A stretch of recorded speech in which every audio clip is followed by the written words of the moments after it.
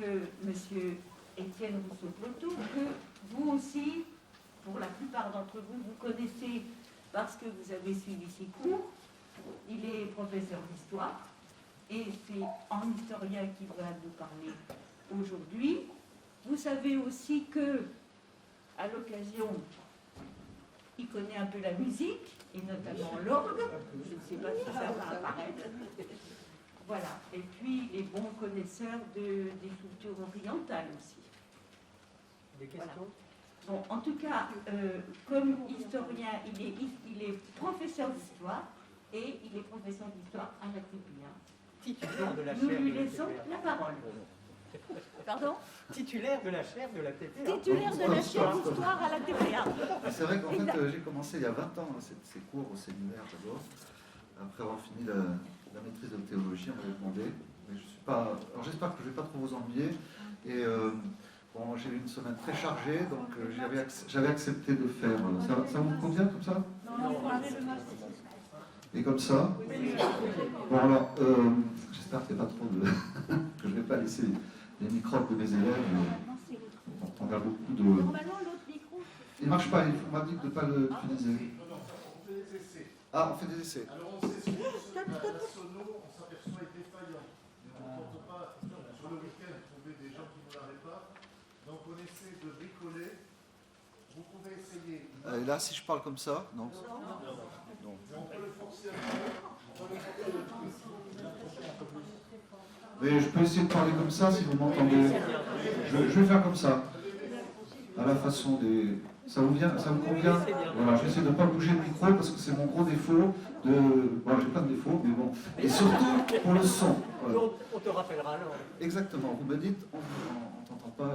Alors voilà, donc la Virino m'a demandé de participer à cette session. Je ne pouvais pas être là parce que j'ai travaillé hier au lycée de Saint-Jean-de-Luz.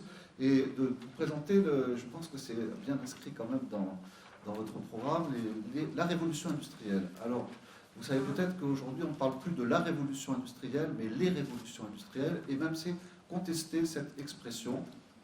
Et un nouveau terme est apparu, que vous avez sur l'écran ici, qui est l'idée d'une ère de l'Anthropocène, qui commencerait donc vers 1750-1780. C'est un certain Curzen, dans les années 1990, qui a lancé cette idée que, à partir de là, tout change pour l'humanité. Et vous allez voir, j'ai essayé de vous le prouver par beaucoup d'aspects. Alors, mon plan sera pas du tout classique en trois parties, mais je vais essayer de parcourir 250 ans à peu près d'histoire, pour que vous voyez à quel point les changements se sont accélérés et ont totalement bouleversé le monde. Alors, c'est un peu la suite de ce que nous a présenté Madame Castanier, dans le sens où on part du XVIIIe siècle, le siècle de la raison, le siècle du progrès, le siècle de l'espoir, du changement de l'humanité. Vous connaissez peut-être la définition des Lumières par Kant, was ist Aufklärung, c'est qu'est-ce que les Lumières? Eh bien, c'est la sortie de l'humanité des ténèbres de l'ignorance pour aller vers les lumières de la raison. Et les hommes du XVIIIe siècle cherchent vraiment à changer. Et bien sûr, ils sont héritiers de Descartes, des philosophes du XVIIe siècle, voire même dès le XVIe siècle, voire même peut-être de saint Thomas d'Aquin, qui est très moderne en réalité au XIIIe siècle. Et l'âge industriel, on le fait commencer aussi souvent au XVe, XVIe siècle, avec la Renaissance italienne, puisque l'économie s'emballe en quelque sorte, et elle permet aux Européens donc, de prendre beaucoup d'avance et aussi d'aller dans le monde entier. Voilà, alors je vous propose ici de voir comment les sociétés humaines ont-elles été bouleversées progressivement sur l'ensemble du monde par les progrès accomplis grâce aux révolutions industrielles et scientifiques. Car tout repose donc sur ces fameux progrès qui sont liés à des savants, à des chercheurs, ou parfois à l'empirisme, ça peut arriver aussi, et qui ont totalement bouleversé la nature. Et c'est maintenant qu'on s'en aperçoit, surtout ce sera ma conclusion en fait. Donc je vous présenterai d'abord ce qu'on appelle la première révolution industrielle, qui va à peu près jusqu'à 1880. 1880, c'est le temps où l'Allemagne se développe avec son acier, mais c'est aussi le pétrole et l'automobile et l'électricité qui transforme beaucoup les choses. Donc la deuxième révolution industrielle, elle va environ de 1880, et on peut la faire s'arrêter soit en 1914, ce serait la fin de la Belle Époque, soit au moment de la fin de la Seconde Guerre mondiale, au moment de l'explosion de la bombe d'Hiroshima, qui est un nouvel univers qui s'ouvre, qui est la suite de tout ce qui s'est passé depuis 1780, où l'homme est capable donc de détruire la planète. C'est ça qui est un peu impressionnant. Et on arrive à ce qu'on appelle l'ère numérique, qui est aussi une autre révolution industrielle très récente, qui n'a que 30 ans, qui accompagne la mondialisation aussi de l'économie, des sociétés, le mélange des sociétés, on va dire même entre guillemets des races.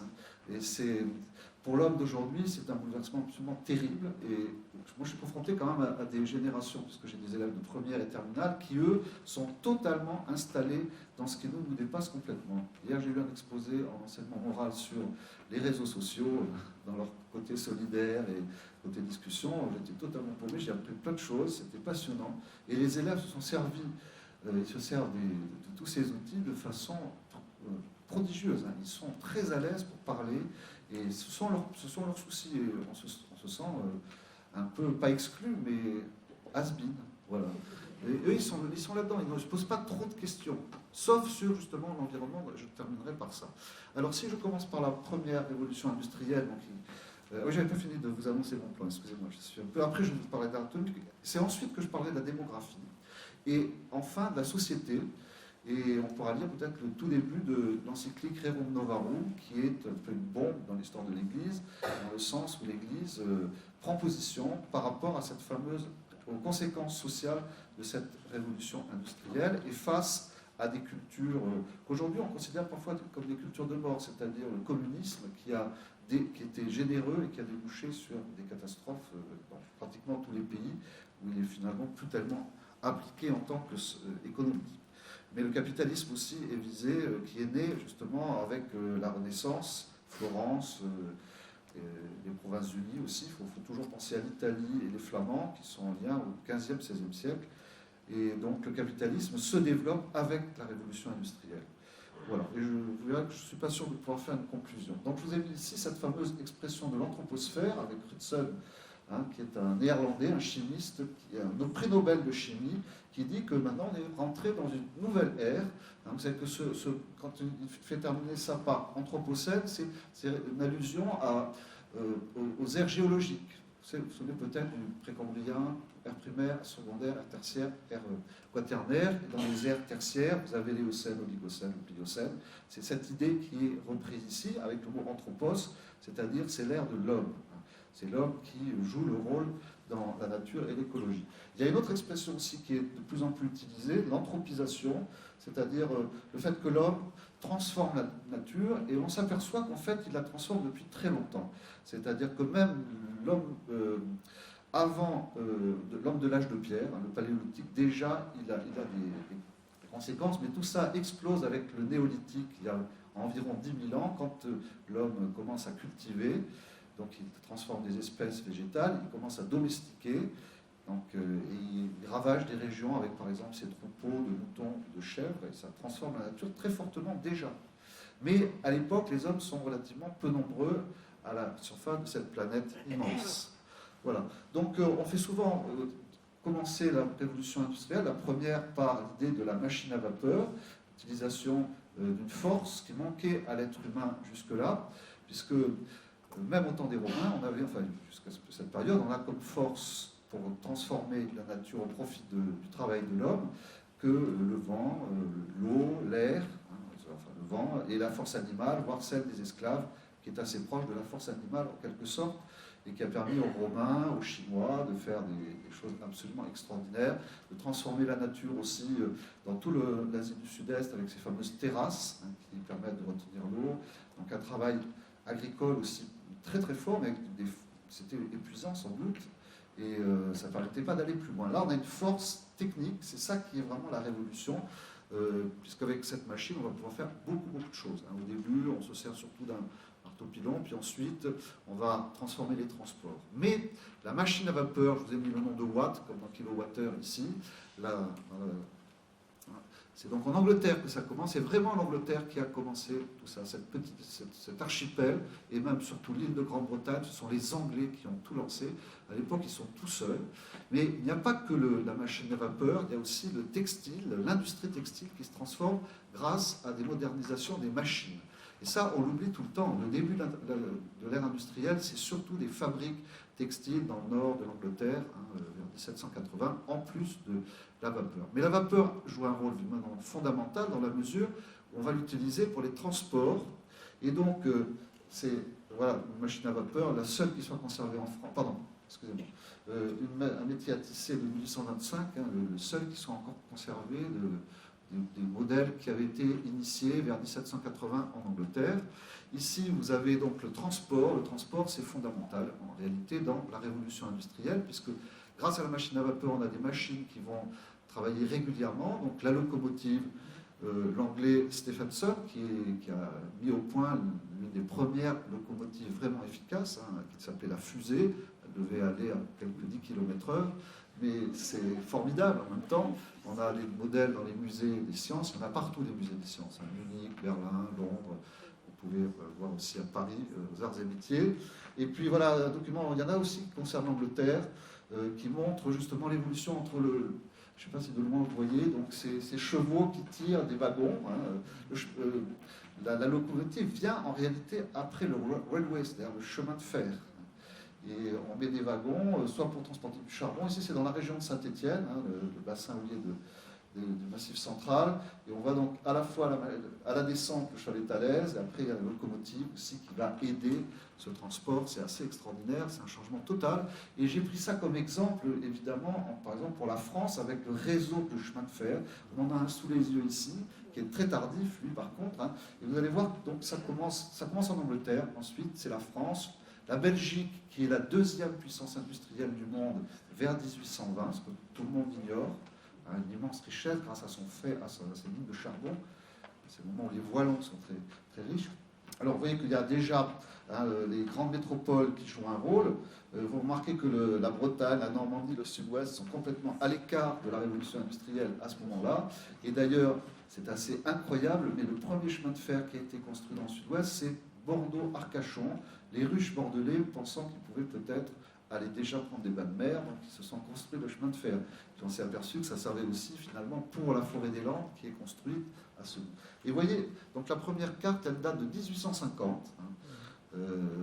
C'est pas encore très avancé. En 1860, 10 ans plus tard, voilà, on en est dans le réseau de chemin de fer. C'est prodigieux de voir ça.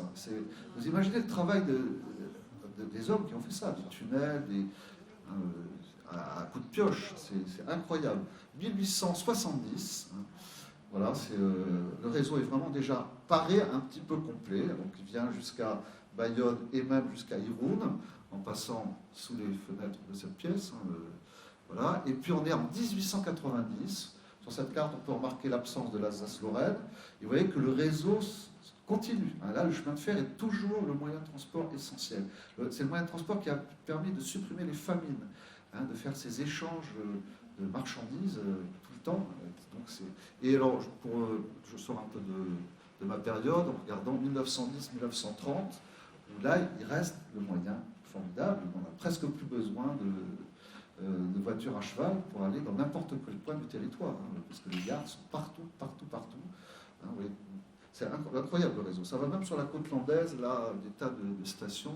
On est sidéré par l'essor. Et bien sûr, ça concerne à peu près toute l'Europe, toutes les régions surtout qui ont du charbon, par exemple le Pays Basque, la Biscaye, la Catalogne, les régions comme la Silésie, soit en Prusse, soit en Pologne. La Russie aussi commence à s'équiper. Dès 1840-1850, tous les pays qui font leur révolution industrielle ont du chemin de fer. Le problème, c'est que à l'époque, on ne se préoccupe absolument pas de la notion de pollution. Au contraire, Napoléon Ier, dans une loi très célèbre, il autorise les usines à polluer, en quelque sorte, à condition qu'il n'y ait pas trop de gens à côté. Mais c'est pour lancer, j'allais dire, la machine de l'industrie. Il ne faut pas hésiter, en réalité, à polluer. Voilà, donc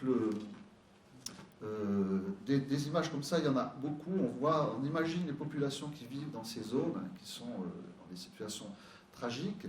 Voilà le Creusot, qui est un des grands centres français, avec des grandes entreprises, les De Wendel, ailleurs, les Schneider, donc, qui sont aussi l'origine du capitalisme. Alors, le charbon fait marcher la machine à vapeur, permet d'avoir des rails, permet après même d'avoir des bateaux en métal, beaucoup plus sûrs, et Il permet aussi des constructions. Donc avec ce charbon, on va le mélanger avec le fer. Au début, on a de la fonte, qui est connue depuis assez longtemps, mais qui est fragile. Vous savez que vous n'avez pas cassé vos casseroles en fonte, les faire tomber, elles risquent de se fendre. Et vers 1830, 1850, on fait les premiers aciers. Et alors là, c'est formidable parce qu'on peut tout construire. Hein, toujours dans... Ça, c'est la suite de la... Je l'ai mis en 1880, mais c'est avant. Hein. C'est donc les fameux ponts, les viaducs, et c'est lié au chemin de fer aussi. Ça, c'est classé monument historique aujourd'hui. Si vous regardez la taille de ça, hein, donc c'est assez fascinant de voir qu'on a une hauteur de 122 mètres. Et c'est la maison Eiffel qui fabrique ça. Donc vous imaginez derrière cette image des usines, des mines. Hein, c'est ça qu'il faut aussi essayer de comprendre. Alors, on construit des bâtiments parfois très beaux. Moi, j'ai une admiration sans borne pour la Bibliothèque nationale de France, la grande salle de lecture, hein, rue de Richelieu. Et vous avez vu que c'est un peu inspiré des coupoles de Saint-Front-de-Périgueux. Là, à l'époque, on fait encore en pierre des églises romanes, néo-romanes, néo-gothiques. La bibliothèque Sainte-Geneviève, une de ces bibliothèques qui ont encore un nom religieux, puisqu'on est à côté du tombeau de Sainte-Geneviève. C'est assez étonnant qu'il ait conservé, parce que c'est quand même tous les étudiants de la Sorbonne qui viennent de là, de tous les instituts. Hein, c'est à côté entre le lycée Henri IV et le lycée Louis le Grand. Il faut être majeur pour entrer dans cette bibliothèque, il faut avoir son baccalauréat. Je vous le montre surtout pour voir l'architecture, hein, la légèreté des piliers. On a l'impression que c'est un peu inspiré par une église en briques qui est les Jacobins de Toulouse. Vous connaissez, avec ces deux nefs et le tombeau de saint Thomas d'Aquin, puisque c'était les Jacobins, les Dominicains, hein, comme saint Thomas. Alors, ça permet aussi donc de faire d'immenses halls en verre. C'est les Anglais qui ont créé ça, hein, à Londres. On en fait après partout dans le monde. Les Français ne sont pas en reste parce que très tôt, ils se révèlent une très très grande puissance industrielle. En niveau pur, ils sont moins importants, par exemple, que les États-Unis à cette époque-là, au Second Empire. Mais en richesse, ils le sont parce qu'en plus, ils ont une agriculture ultra développée et que dans la révolution industrielle, il y a la révolution agricole qui suit aussi. Ça avait commencé en Angleterre par un système qu'on appelle les enclosures, où les seigneurs ont chassé les paysans qui faisaient paître leurs troupeaux, comme dans les Landes ici avec leurs échasses, et ils ont clôturé les champs et ils les ont rendus beaucoup plus productifs, hein, de cette manière. En même temps, ils chassaient les paysans du coup qui venaient la main-d'œuvre des usines. Voilà. Alors ça, c'est une des innombrables photos des expositions universelles où on construit pour ces expositions des bâtiments en fer et en verre. Hein, et dedans, on montre justement des machines que le monde entier vient acheter. Elles existent toujours. Hein, le sommet en France de ces bâtiments, c'est le Grand Palais qui vient d'être restauré, qui est absolument gigantesque, et qui sert maintenant à des expositions. C'est une prouesse. Hein. Il a été construit pour l'exposition de 1900, la plus prestigieuse des expositions universelles françaises. Regardez l'intérieur qui vient d'être restauré, regardez la taille des personnes sous ces voûtes fascinantes. Hein. Alors, c'est ça aussi la révolution industrielle. Les gens ont l'impression, dans ces expositions universelles, de voir le monde bouger. Ça ne s'arrête pas, c'est Jules Verne. C'est Jules Verne qui met en avant, si vous lisez Jules Verne, vous avez tout compris. Parce qu'entre le Nautilus et beaucoup d'éléments... Alors justement, c'est que j'évoque le Nautilus dans 20 minutes sous les mers, parce que le capitaine Nemo montre son moteur. Mais il y a un petit problème. On comprend que c'est l'électricité. Hein. C'est le moment où on va commencer la deuxième révolution avec l'électricité. Et Jules Verne n'est pas capable d'expliquer comment marche en fait cette électricité dans le sous-marin. Et alors des gens disent qu'il avait l'intuition des piles atomiques à la limite, parce que une pile qu'on ne recharge pas, c'est très compliqué. Voilà, les sous-marins, eux, ils commencent vers 1860, mais ils sont à vapeur, voire à pédale. Ils ne vont pas très loin, en fait, ni très profond. Et je finis quand même sur le métal de cette première révolution industrielle. En 1889, Eiffel veut, à l'exposition universelle, marquer l'anniversaire de la Révolution française. Je vous rappelle que la tour Eiffel est construite pour le centenaire de la Révolution en 1789.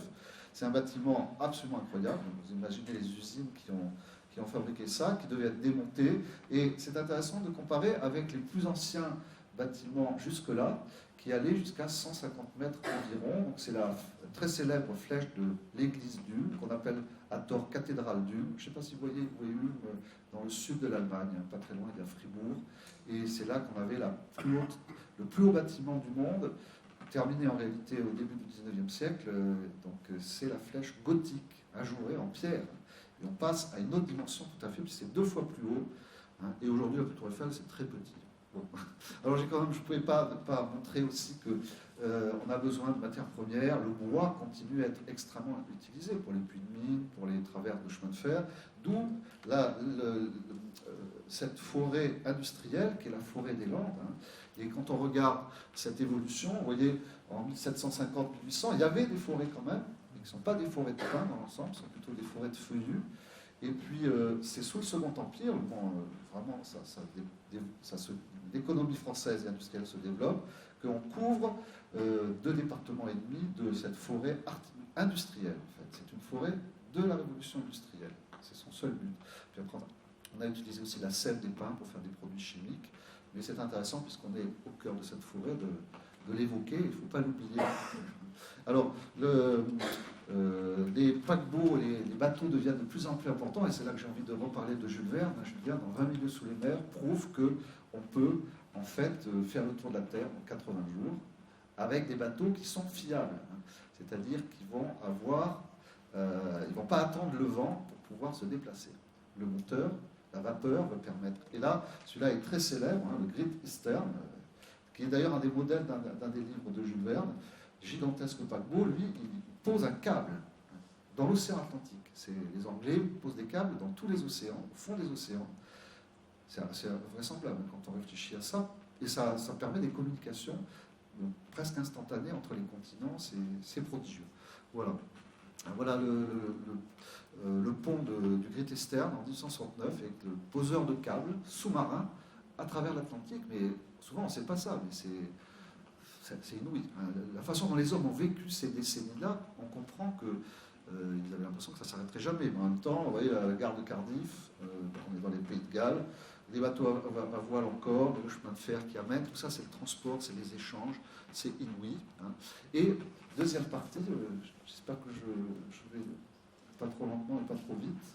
Hein, voilà, donc la seconde révolution industrielle, moi je pense que c'est une expression vraiment intéressante dans la mesure où, d'abord, c'est le moment où toute l'Europe pratiquement rentre dans l'ère industrielle, plus les États-Unis, et puis tardivement, vers la fin du 19e siècle, le Japon, le seul pays extra-européen qui est industrialisé par les Anglais, qui joue d'ailleurs un rôle un peu bizarre, par exemple, dans la guerre de 1904-1905 entre les Russes et les Japonais, puisqu'ils étaient alliés aux Russes, les Anglais, mais en fait, ils étaient avec les Japonais, d'un point de vue militaire et industriel. Hein. Bon, c'est les Anglais, qui sont à l'époque au sommet de leur puissance. Hein.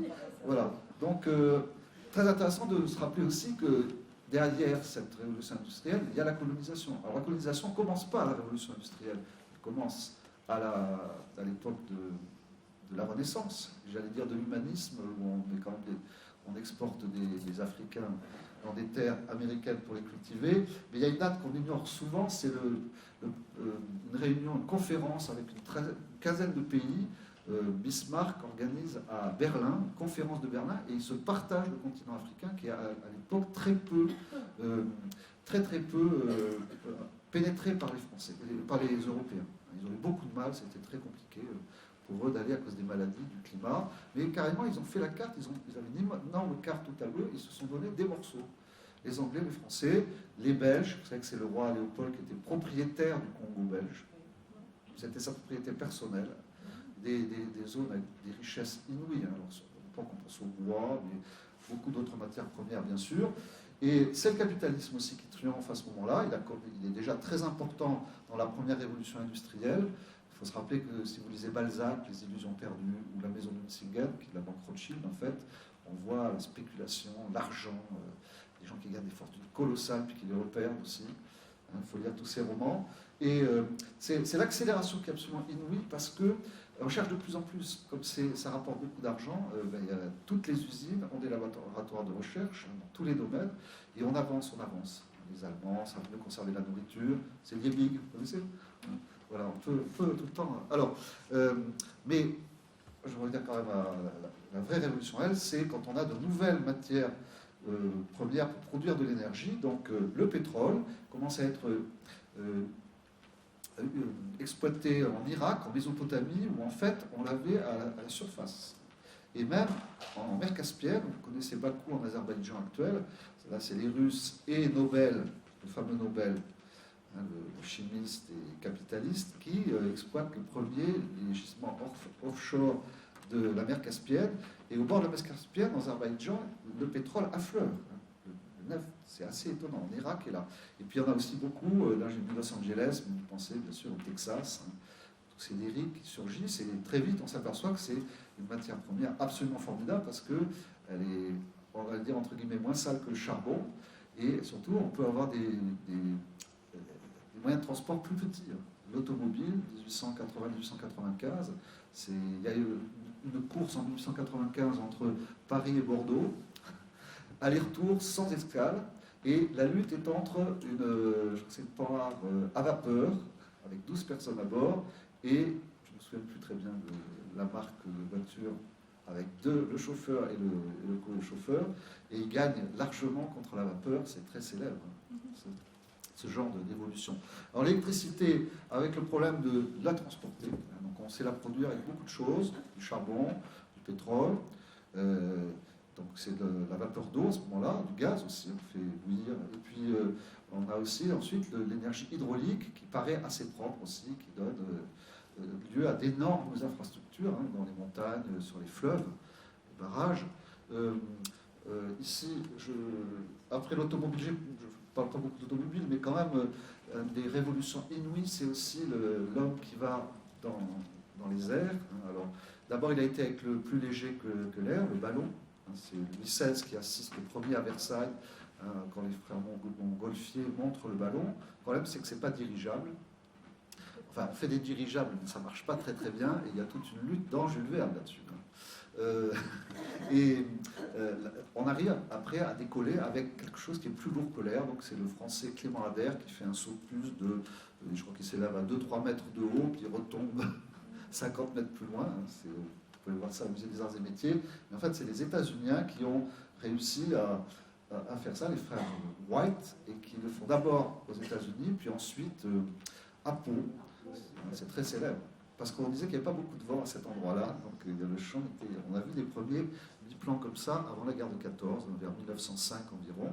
Voilà. Alors que l'automobile se développe aussi. Au début, elle est fabriquée de façon très artisanale, avec son fameux moteur à explosion, et puis après, il y a un engouement dans tous les pays industrialisés. Vous voyez ici le fameux Ford qui invente ce qu'on appelle la production à la chaîne, qui transforme le travail de l'homme aussi, c'est très important parce que on considère que l'homme est un chaînon parmi tout ce qui se passe. L'homme qui est artisan, qui fait une voiture, fait toutes les pièces quasiment. Là, il va visser un boulot en 1927 et vous savez que la chaîne passe devant eux et ils deviennent machines, ce qui a été très critiqué par Charlie Chaplin dans les temps modernes, vous le savez tous exactement. Alors, des grandes révolutions, j'allais dire de l'énergie, mais là c'est pas encore tout à fait oui, c'est l'énergie, c'est quand Röntgen, par hasard, découvre le radium, et donc il y a la main de sa femme, ici c'est la première radiographie de l'histoire humaine.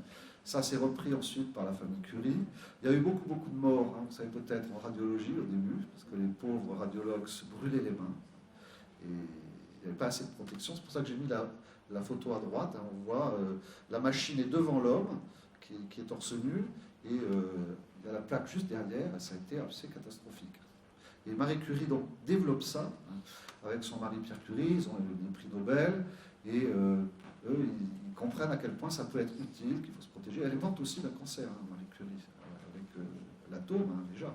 Et c'est sa fille qui, pendant l'entre-deux-guerres, a fait les premières fissions de l'atome. C'est Irène Joliot-Curie, je ne sais pas si vous êtes, c'est la fille du couple des familles. Alors, c'est le moment, justement, j'ai mis exprès cette photo parce que il y a une marque, enfin un industriel qui s'appelle Solvay qui tous les ans réunit les grands chercheurs du monde et ils viennent de partout. C'est ça qui est aussi assez extraordinaire, avant la guerre de 14. Alors, sur cette photo, on voit Marc Planck, je ne sais pas si je peux vous le montrer, donc, j'ai pas si je l'ai là. C'est pas très important, ceci dit, mais peut-être qu'on peut mettre en valeur Marie Curie, qui est penchée ici sur la table, et le jeune Albert Einstein, voilà, qui commence à être un très grand... J'ai envie quand même de vous montrer, j'espère que ça va marcher, une petite chose intéressante. C'est pour une récréation au milieu de toutes ces... Voilà. L'idée que l'or et la précision, il faudrait que je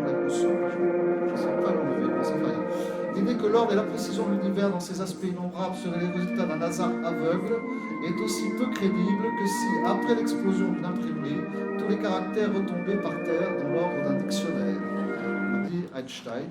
Et évidemment, ça me concerne un petit peu parce que ces hommes ne voient pas tellement d'obstacles. Hein. Ils sont pas... Beaucoup de grands savants sont croyants. Pasteur est un grand catholique. Et c'est assez étonnant que la République laïque l'ait mis en valeur pendant un siècle. Maintenant, c'est totalement oublié. Vous demandez à un élève qui est pasteur, il ne connaît pas du tout. Hein. Il connaît rien de toute façon. C'est la nouvelle civilisation où ils appuient sur leur écran pour savoir quelque chose. C'est très pratique. Voilà. Donc, les chimistes, là, ça dure après, pendant l'entre-deux-guerres, toutes ces fameuses réunions à Bruxelles, Solvay. Hein. Petit mot sur le capitalisme, donc, avec les bourses de commerce qui règnent sur l'argent et sur l'univers, en quelque sorte. Hein. Donc, les trois principales, c'est le London Stock Exchange, LSE, à Londres, qui est dans la City, le Palais Brongniart, qui est maintenant abandonné, c'est pour ça qu'il est vide sur la photo de gauche, à Paris, et vous avez aussi donc, New York, hein, avec Wall Street. Donc avec les crises aussi, je n'ai pas parlé des crises, cette révolution industrielle est marquée aussi par des crises économiques profondes avec le chômage, des angoisses terribles. La publicité qui incite les gens à consommer tout le temps, vous connaissez. Ça commence là, dans les années 1840, 1850. Dans Les Illusions perdues, il y a déjà la publicité en fait. Dans Balzac, ça se passe en 1826 à peu près, Les Illusions perdues. Et il faut... Non, c'est dans le Grandeur et décadence de César Birotteau, hein, où il vend un truc pour empêcher la chute des cheveux, et c'est un publicité extraordinaire. Voilà. Mais après, il finit très mal, c'est un homme bon, et il ne comprend pas le système qui est très, très violent. Et le dollar commence à se faire connaître dès avant la guerre de 14. Hein. Voilà, donc un dollar qui a quand même des références au christianisme, comme vous le savez peut-être. Et cette révolution industrielle, les gens sont quand même bouleversés, même s'ils n'en ont pas tous pris conscience sur le moment, par le conflit, les nouveaux conflits. La guerre de sécession est assez atroce du point de vue de l'utilisation des armes et des bateaux de guerre, et je vous dis, les premiers sous-marins, par exemple, apparaissent là, à Baltimore, mais aussi la guerre russo-japonaise, c'est un massacre épouvantable, lié à l'industrie, et bien sûr on arrive à 14-18, où le fameux progrès, étant outil, et c'est ça qui a changé certainement toute l'histoire humaine, c'est qu'en Europe, les gens se sont massacrés avec les progrès. Jules Verne a fait un roman qui s'appelle Les 500 000 ans d'Abégone, qui raconte un héritage d'une richissime princesse indienne, et les deux héritiers sont deux cousins, un français, un allemand, et l'allemand utilise la moitié de la fortune pour faire des canons et des bombes, hein, c'est un peu Krupp si vous voulez, et le français part aux États-Unis du côté de l'Oregon-Washington, et il fait une ville idéale hygiéniste. Et le cousin allemand n'a qu'une idée, c'est de bombarder la ville avec un missile, en quelque sorte, à l'avance. Ça révèle énormément de choses, tous ces romans, sur cette idée qu'on pouvait mal utiliser l'industrie ou très bien l'utiliser. Et là, ça c'est la grosse Bertha qui est tirée à 20 km, hein, les fabriques, Verdun, où les gens sont, la chair et la terre sont enterrés. On n'avait jamais vu ça dans les guerres précédentes. Hein. Peut-être à la guerre russo-japonaise, mais on ne peut pas distinguer les corps dans la boue. Hein. Ils sont totalement, ici à Verdun, les masques à gaz, bon, je passe.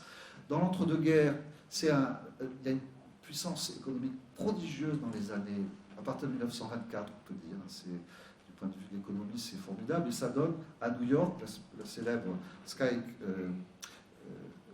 une guerre des gratte-ciel. On voit donc de Manhattan qui commence à se garnir de ces éléments. Et ici, le Chrysler Building, qui a été le plus haut du monde pendant, je crois, quelques mois, avec sa décoration en métal. C'est très important, les gratte-ciel, dans cette révolution industrielle aussi, parce que ça manifeste d'abord des progrès sur tous les plans. Il faut de l'électricité, il faut des ascenseurs, le prix du terrain. Hein. C'est le capitalisme prodigieux. Et souvent, on a dit que ces gratte-ciel donnaient des crises. Quand on les faisait les plus hauts, tout à coup, il y avait une crise après. Ça s'est révélé au XXIe siècle encore. Voilà. Et puis la Deuxième Guerre mondiale, j'ai pas mis la Shoah, mais c'est aussi quand même une industrie de la mort, vous le savez, avec d'abord les camions en Ukraine, hein, on met des pots d'échappement, etc. Puis après le cyclone B, on industrialise la mort, et on peut comme ça éliminer le plus rapidement possible en quelques semaines des centaines de milliers de personnes, puis des millions. Mais il y a aussi les villes qui sont complètement ravagées. Alors l'Allemagne et le Japon en 1945, c'est ça, quoi. Les 3/4 des villes sont à l'état de ruine. C'est la révolution industrielle. Ça, c'est Berlin, ça, c'est Dresde. Ou peut-être que, oui. Et puis, alors encore, là où il reste des murs quand même. Et après, il y a aussi Hiroshima, où il n'y a plus de murs, carrément. Voilà, il reste quelques rares bâtiments. C'est absolument inouï qu'on ait lancé ces bombes. Et c'est la recherche scientifique pendant la guerre qui voulait... Parce que le problème, c'est que des mauvais pouvaient avoir cette arme. Et ceux qui l'ont fabriquée, avec les travaux d'Einstein, entre autres, ils avaient l'impression de sauver l'humanité. Ils se disaient, il faut empêcher Hitler d'avoir cette bombe. Voilà. Alors c'est le Japon qui a pris ces pauvres bombes sur la figure, puisque la guerre était déjà finie en Europe. Mais là, il y a le problème aussi de Staline, qui avait déclenché la guerre juste avant. Et donc Truman, le président américain, vous connaissez peut-être cette histoire très importante, il a décidé de lancer les bombes pour interrompre la guerre, par peur que Staline, qui se sentait au sommet de sa puissance en 1945, le maréchal Staline, qui puisse prendre beaucoup de territoire. D'ailleurs, il a pris les îles Kouril, il s'était avancé. Là, et puis en plus, il y avait l'économie chinoise qui commençait. Troisièmement, je vais aller très vite sur l'ère atomique. J'appelle ça comme ça, l'ère atomique, spatiale et numérique. Donc, on a l'atome, on peut tout détruire. Mais justement, finalement, l'atome a servi à nous éclairer, plutôt qu'à être lancé sur des populations. Nous sommes à 75% en France dépendants de l'électricité nucléaire, relativement peu polluante. Et des bombes, alors on les fabrique quand même, parce qu'il y a la guerre froide. Vous voyez, Hiroshima, à gauche, on ne voit pas tellement l'écran, c'est pas grave. Hiroshima, 140 000 morts à la fin de 1946, puisqu'il y a eu des morts après. C'est une bombe A de 20 kilotonnes. Et en quelques secondes, ça a détruit 62 000 bâtiments avec cette seule bombe d'Hiroshima. Et à droite, les nouvelles bombes. Donc Hiroshima, c'est en bas, vous voyez les 15 kilotonnes là, minuscules. Vous voyez en bas du document. Après, on fait 350 kilotonnes, 1000 kilotonnes. Maintenant, on a 15 000 kilotonnes, donc on peut très bien raser les 42 millions d'habitants de Tokyo. Si on voulait se lancer là-dedans, mais tout le monde a un petit peu peur. L'ère spatiale commence dans la guerre froide avec les soviétiques, les fusées qui ont été inventées par les Russes au départ. Et les Russes, avant la Seconde Guerre mondiale, les savants russes étaient très en avance pour beaucoup de choses. Et voilà, donc, très important de voir l'homme qui va faire le tour de la Terre en orbite avec Yuri Gagarin. On est en 1961, et c'est ce qui détermine, je n'ai pas mis d'image évidemment, mais c'est ce qui détermine Kennedy dans la guerre froide à dire, moi dans 8 ans je suis sur la Lune. Et il l'a fait, en dépensant des sommes gigantesques. Voilà, le numérique, il arrive aussi, lui, dans les années 60. Enfin, on n'aurait pas pu aller dans l'espace sans le numérique, en fait. On est sur la Lune. Le tout premier ordinateur personnel Apple, enfin Macintosh, de 1976. 10 ans plus tard, le tout petit, vous l'avez peut-être connu, il était grand comme ça. J'avais des collègues qui l'avaient, c'était un tout petit écran, mais c'était une révolution, on l'avait chez soi. Personne n'y croyait trop, mais les moines étaient équipés très tôt. Les moines de Belloc, ils avaient des ordinateurs dès les années 80. Parce que ça, c'est dans la règle de Saint-Benoît, on doit s'adapter. Ils ont eu les premières machines à écrire dans les monastères anglais, les bénédictins. Enfin, d'autres gens avaient des machines à écrire, mais ils se sont équipés tout de suite.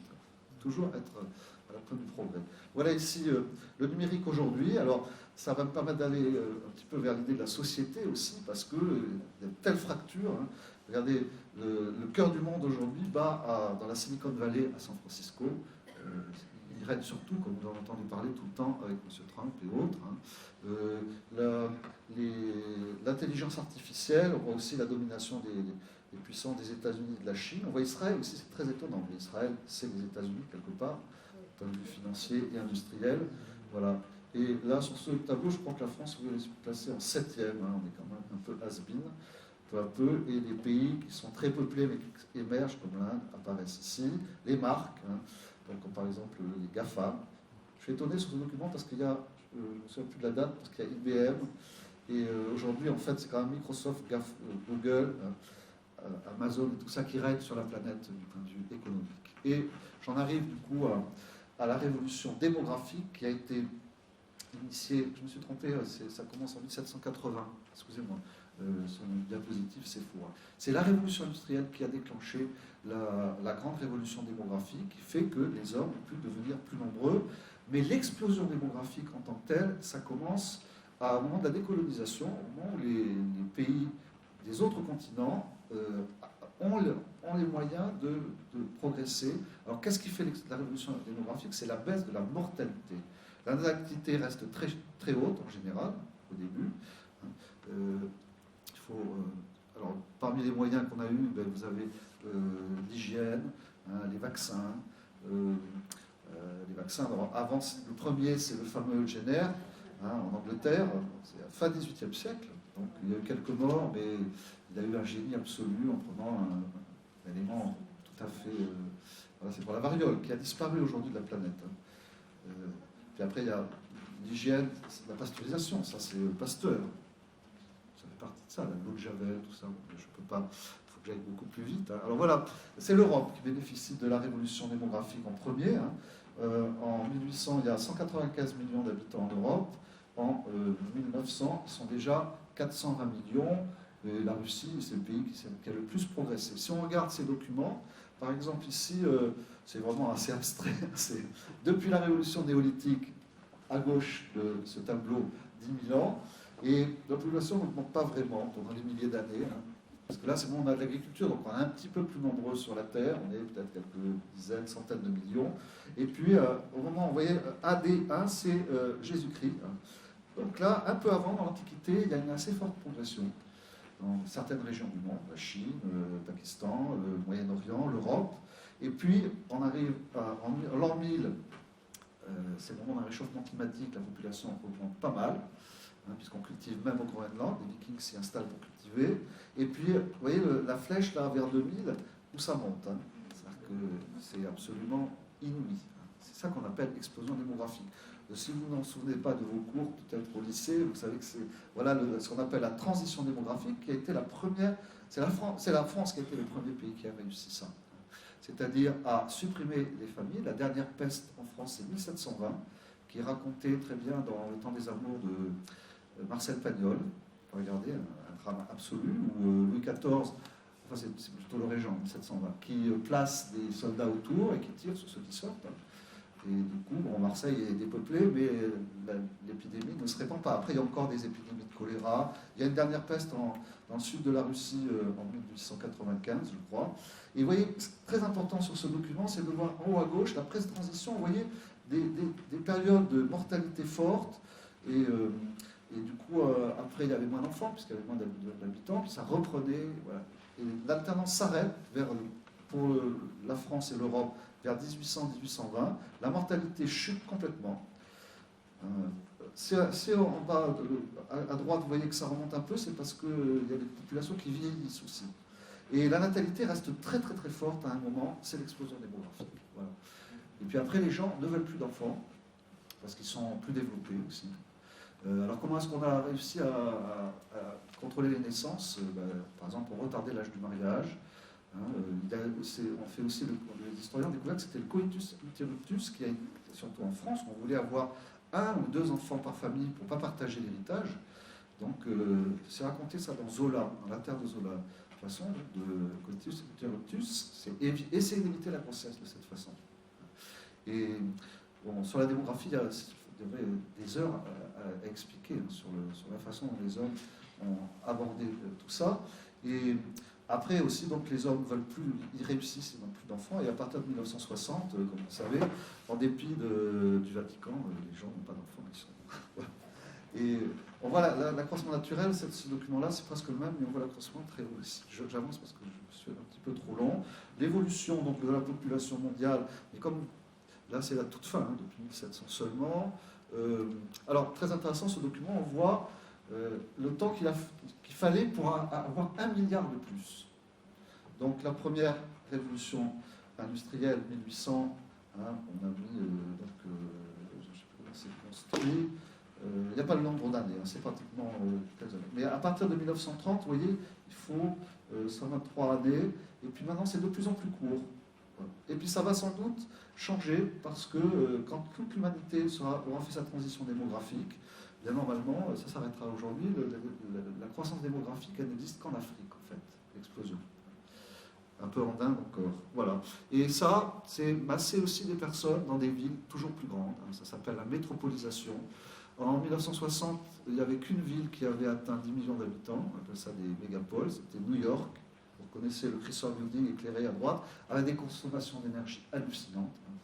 Et aujourd'hui, il y a 40 mégapoles de plus de 10 millions d'habitants, et ça va entre 10 millions et 42 millions à Tokyo, qui reste fort. Alors, la société, j'ai combien de temps encore 10 minutes?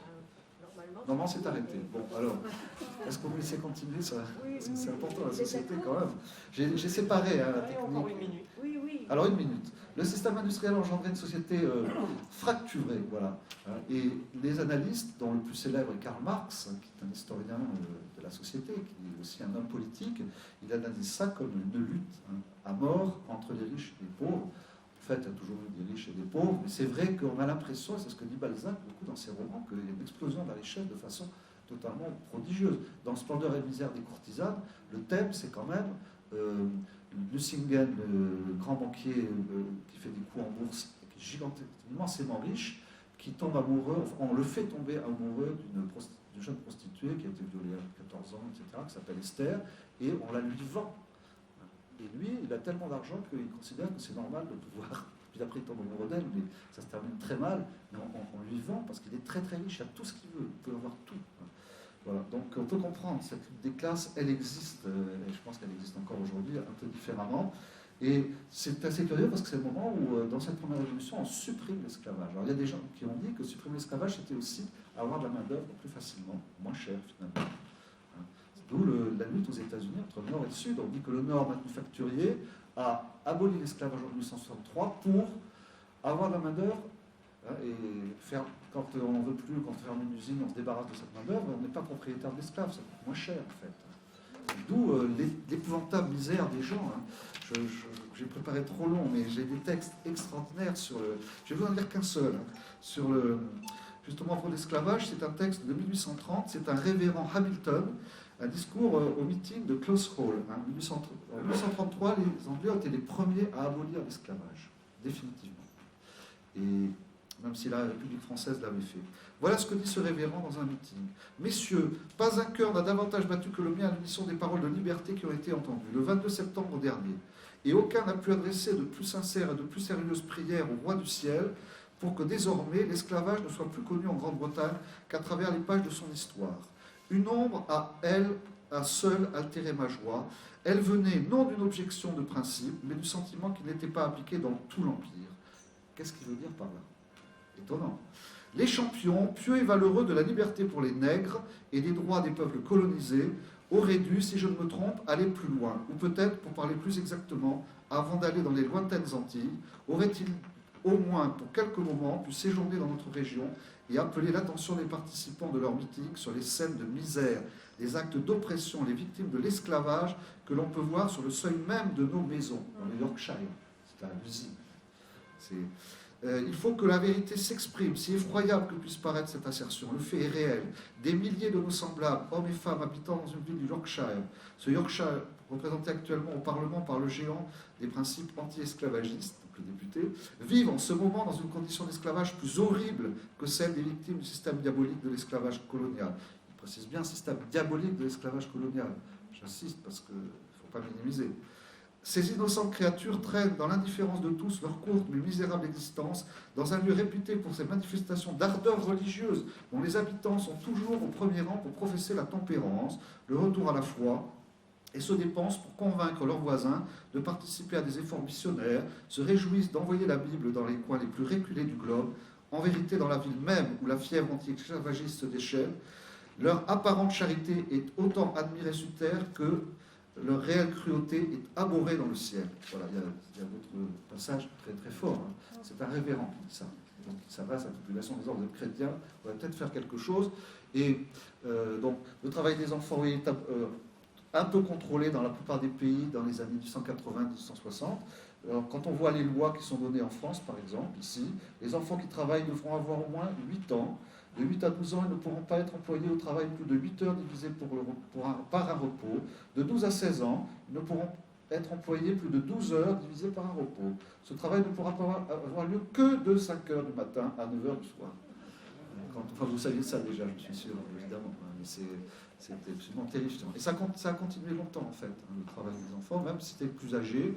Alors les populations se sont un peu mobilisées. Alors il y a plusieurs courants, hein, bien sûr. Il y a ceux qui veulent renverser la société, c'est les marxistes, les anarchistes, hein, ceux qui forment les internationales, la première internationale qui est fondée en 1964 et qui disparaît dans la Commune en 1971. Et Marx a écrit un texte là-dessus. Très intéressant, ça c'est le 1er mai, la fête du 1er mai avec beaucoup de morts. Hein, dans les maisons, des enfants sont tués. Et on voit, c'est très intéressant parce que ce document-là, il y a un prêtre qui tend une croix pour empêcher les soldats de tirer sur les manifestants, entre guillemets, socialistes, ceux qui veulent faire la fête du travail. Ici, l'éducation joue un rôle énorme. Donc, je vais passer parce que j'avais mis beaucoup de documents qui vous montrent le travail traditionnel, souvent très dur en fait, hein, dans les campagnes, avant qu'on ait les machines. Bon, je passe. Ici, vous voyez, ces gens qui sont assis, qui attendent le paiement. Là, l'avril, ça fait penser à l'Assommoir de Zola. Encore, il y a beaucoup de tableaux comme ça à Pau, hein, ils ont une spécialité. Ici, des péniches, ou encore Riépine en Russie, qui montre sur la Volga comment on continue à tirer des bateaux quand il n'y a pas de vent, avec la force humaine. C'est très mélangé cette période, mais c'est très cruel quelque part aussi. Les Assyries, hein. Voilà, ici donc on est les fondeurs, c'est le musée du Creusot. La révolte, ça c'est au musée de Pau, est très célèbre. Hein. Une grève au Creusot. Alors là, le drapeau rouge qui au départ, et ce qui est très curieux de ce document, c'est qu'il y a le drapeau français aussi. Très important. Et ici un tableau de Georges Bergès. Georges Bergès, c'est un peintre bayonnais. À Saint-André-de-Bayonne, on a un très beau tableau de lui, Saint-Georges, et le dragon, ayant tué le dragon. Et son tableau, qui devrait être le plus célèbre, est au musée du Creusot. Et on voit des gens qui ont fait la fête toute la nuit, c'est vraiment la lutte des classes, hein, et qui sont emmenés par le directeur de visite pour contempler les gens en train de travailler dans une chaleur à 50 degrés, nuit et jour. Ce tableau, je trouve extraordinaire. C'est cruel. Ces gens qui sont pomponnés en haute forme. Et voilà. Donc Bonnat a beaucoup peint toute la haute société, par exemple ici les richissimes banquiers, celui qui a mis la fameuse villa Euphrosie, qui est copiée sur la villa Médicis, en fait, en tout cas dans cet endroit-là. C'est le Cap Saint-Jean-Cap-Ferrat, vous connaissez peut-être, hein. C'est pas mal comme maison. Le concurrent de Bonnat, c'était Bougreau, qui montre toute cette société où les gens se changeaient 3 fois par jour, pendant que leurs ouvriers... Enfin, on ne peut qu'être révolté quand même. On ne peut qu'être révolté. Marx... je vais faire un petit rapprochement, je prends encore 5 minutes. Le manifeste du Parti... Alors voilà l'introduction au manifeste du Parti communiste, 1848. Oui, je sais. Le manifeste du Parti communiste, ça a 150 ans. Ça, c'est l'introduction. Peut-on encore aujourd'hui le lire avec intérêt profond? En un siècle et demi, on n'en fait que de changement. Le monde devenu un marché qui s'unifie. On peut aussi le voir comme un champ de force ou un réseau hiérarchisé d'États et d'ensemble géographique. Je vais arrêter parce qu'il faut... En fait, c'est très violent, le pacifisme. Mais ce qu'il dit dans cette introduction, c'est très proche de ce que dit Léon XIII dans Rerum Novarum en 1891, qui est une révolution. D'ailleurs, à chaque anniversaire, les papes font des encycliques. Hein, vous avez peut-être lu le centenaire en 1991 par Jean-Paul II, très important texte. Mais Léon XIII, qui n'était pas forcément connu comme un... Enfin oui, c'est un réformateur. Par exemple, il a exigé que les Français aristocrates catholiques acceptent le système de la République. Hein, voilà. Mais dans ce texte-là, il suffit de lire le début. La soif d'innovation qui depuis longtemps s'est emparée des sociétés et les tient dans une agitation fiévreuse devait tôt ou tard passer des régions de la politique dans la sphère voisine de l'économie sociale. En effet, les progrès incessants de l'industrie, les routes nouvelles que les arts se sont ouvertes, l'altération des rapports entre les ouvriers et les patrons, l'affluence de la richesse dans les mains du petit nombre à côté de l'indigence de la multitude, la conscience enfin plus grande que les ouvriers ont prise d'eux-mêmes, la conscience qu'ils ont pris d'eux-mêmes, voilà. Et leur union plus forte, tout cela, sans parler de la corruption des mœurs, a eu pour résultat final un redoutable conflit. Partout les esprits sont en suspens et dans une anxieuse attente, ce qui suffit à lui seul pour prouver combien de graves intérêts sont ici engagés. Cette situation préoccupe et exerce à la fois le génie des savants, la prudence des sages, les délibérations des réunions populaires, la perspicacité des législateurs et les conseils des gouvernants. Et en ce moment, rien ne préoccupe autant l'esprit humain. C'est pourquoi, vénérables frères, ce que pour le bien de l'Église et le salut commun des hommes, nous avons fait d'ailleurs par nos lettres sur la souveraineté politique, la liberté humaine, la constitution chrétienne des États, et pour d'autres, etc., etc. Nous jugeons devoir le réitérer aujourd'hui pour les mêmes motifs en vous entretenant de la condition des ouvriers. Voilà, c'est très beau ce début de Rerum Novarum, hein, qui est... Ça dure. En Inde, C'est 5 minutes. Mumbai, je sais que je fais comme ça. Mumbai, 600 employés dans ce gratte-ciel. 600 employés privés. Voilà, à côté, le plus grand bidonville du monde, Dharawi. Voilà, je passe. Et je voulais vous parler aussi de la consommation, mais on verra juste cette statue du célèbre sculpteur Johan Hanson, l'hyperréalisme. Voilà notre société, voilà la métropolisation, Sao Paulo. Voilà, et on terminera peut-être par les gratte-ciel. La tour Eiffel est à gauche. Et aujourd'hui, on va faire de plus en plus haut. On a même un projet, ça c'est un projet de faire une tour avec 100 000 habitants. 2 projets à Hong Kong. Je crois que j'ai mis... j'avais mis le nombre de gratte-ciel qu'il y a. 1200 gratte-ciel à Hong Kong. 603 à New York. Dans la région où il n'y a que Bilbao, je ne voudrais pas dire, mais bon. Et puis, non, c'est vrai en plus. Et pour finir, le réchauffement climatique. Une minute. Regardez, c'est comme ça qu'on l'a découvert. La remontée des glaciers à partir de la fin du XVIIIe siècle. C'est le même glacier. Le même encore, le même aujourd'hui. Regardez où il est, l'église. C'est le moyen d'avoir compris ça. Les catastrophes climatiques. Et pour faire le lien avec ma collègue, cette photo qui a marqué l'humanité en disant voilà, on est arrivé, peut-être. Excusez-moi d'avoir été si long. C'était magnifique, Étienne. C'était très bien. C'était très bien.